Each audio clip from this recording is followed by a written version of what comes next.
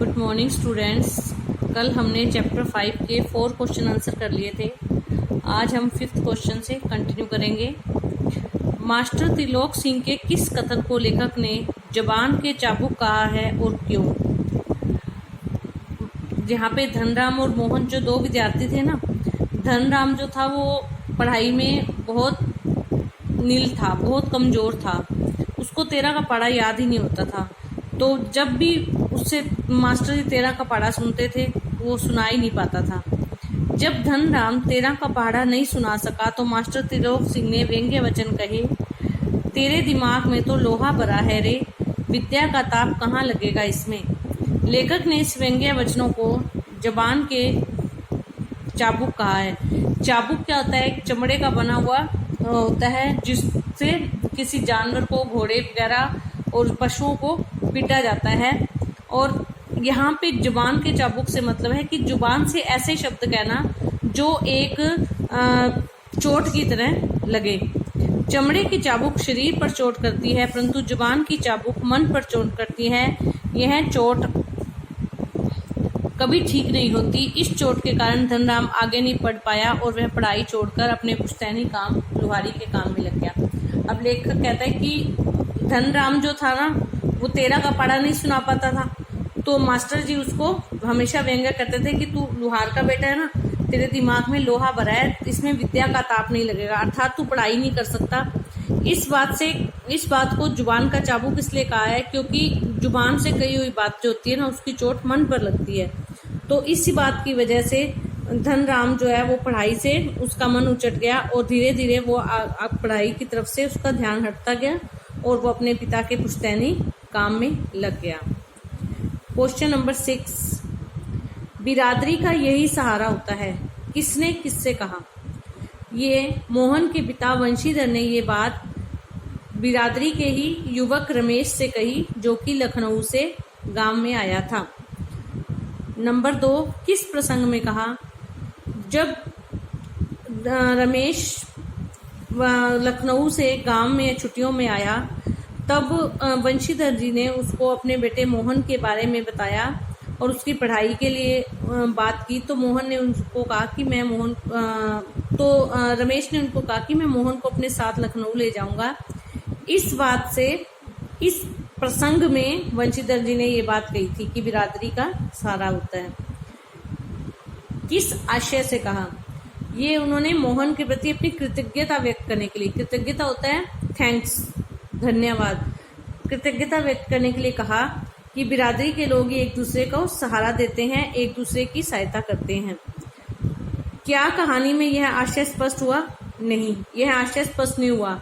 रमेश ने जो कहा था उसने वो नहीं किया, उसने बल्कि मोहन के भविष्य के साथ खिलवाड़ किया, उसको लखनऊ ले जाकर उसका शोषण किया, घर का सारा काम करवाया, जिससे कि उसकी सारी प्रतिभा जो थी वो नष्ट हो गई और अंत में उसे बेरोजगार बनाकर गांव वापस भेज दिया। नेक्स्ट क्वेश्चन, उसकी आंखों में एक सर्जक की चमक थी। कहानी का यह वाक्य किसके लिए कहा गया है? ये वाक्य मोहन के लिए कहा गया है जब वो धनराम की दुकान पर लोहे से धन से पीट कर लोहे का गोला बनाता है। किस प्रसंग में कहा गया है? जब मोहन धनराम की दुकान पर हंसुए की धार लगवाने जाता है और वहां काम पूरा हो जाने के बाद भी बैठा रहता है और धनराम एक मोटी लोहे की छड़ को गर्म करके गोल घेरा बनाने की कोशिश कर रहा होता है लेकिन सफल नहीं हो पाता। तब मोहन उसके हाथ से हथौड़ा लेकर उसको बड़ी सुगढ़ता से पीट कर गोले का रूप दे देता है। तो इस बात से उसके मुख पर एक सर्जक की चमक आ जाती है। यह पात्र विशेष के किन चारित्रिक पहलुओं को उजागर करता है?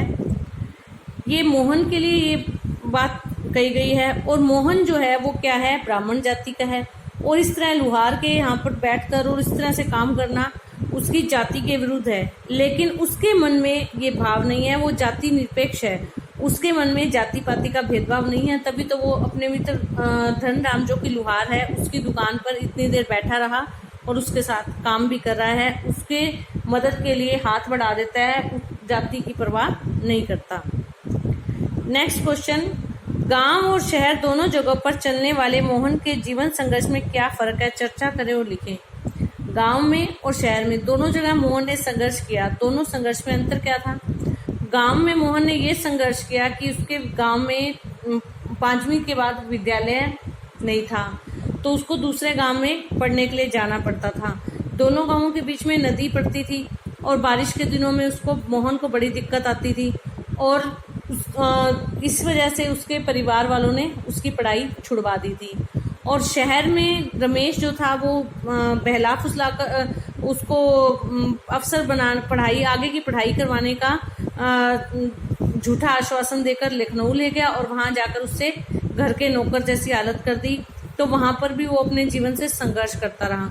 लेकिन दोनों संघर्ष में फर्क ये था कि जो गांव में जब वो संघर्ष कर रहा था वहां पर उसका स्वाभिमान, आत्मसम्मान जो था वो बरकरार था, लेकिन लखनऊ जाने के बाद उसका जो स्वाभिमान था, आत्मसम्मान था, वो भी खत्म हो गया।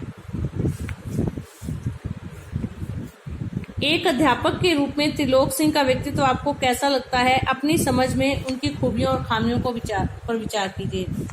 मास्टर त्रिलोक सिंह का व्यक्तित्व एक अध्यापक के रूप में ठीक ठाक है। वे अच्छे अध्यापक की तरह बच्चों को लगन से पढ़ाते हैं। वे बिना किसी के शौक के पाठशाला चलाते थे, अनुशासन प्रिय थे, दंड के भय से बच्चों को पढ़ाते थे। जो आम अध्यापक में जो कुछ होना चाहिए वो सब उनमें था। लेकिन इन सब के साथ साथ एक कमी भी थी कि वो जातिगत भेदभाव को मानते थे। वो ऊंची जाति के विद्यार्थियों को नीची जाति के विद्यार्थियों को पिटवाते थे। मोहन से भी बच्चों की पिटाई करवाते थे। मोहन पढ़ाई में होशियार था, दूसरा ब्राह्मण जाति का था, तो इसलिए वो उसको क्लास का मॉनिटर बनाकर दूसरे बच्चों की पिटाई करवाते थे। तो इस तरह की जो हीन भावना या जातिगत भेदभाव एक अध्यापक को शोभा नहीं देता। नेक्स्ट क्वेश्चन, गलता लोहा कहानी का अंत एक खास तरीके से होता है। क्या इस कहानी का कोई अन्य अंत हो सकता है? कहानी का अंत होता है मोहन द्वारा लोहे की छड़ का गोला बनाने से। कहानी के अंत से स्पष्ट नहीं होता कि मोहन ने लोहार का काम स्थायी तौर पर किया या वैसे ही। तो कहानी का अंत अन्य ये भी तरीकों से हो सकता था। शहर से लौटकर हाथ का काम करना, मोहन को बेरोजगार देखकर धनराम का व्यंग्य वचन कहना, या मोहन के माता पिता द्वारा रमेश से झगड़ा करना आदि। मतलब इन 3 तरीकों से भी कहानी का अंत हो सकता था। तो ये आप बाकी के question answer 5th to 6th और ये पार्ट के आसपास वाले 1, 2, 3 ये आप क्वेश्चन आंसर कंप्लीट करेंगे चैप्टर को। फिर हम इसके बाद में हम कल शुरू करेंगे इसकी जो दूसरी बुक है ना वितान, वो शुरू करेंगे हम। तो वितान बुक आप अरेंज कर लीजिएगा। धन्यवाद।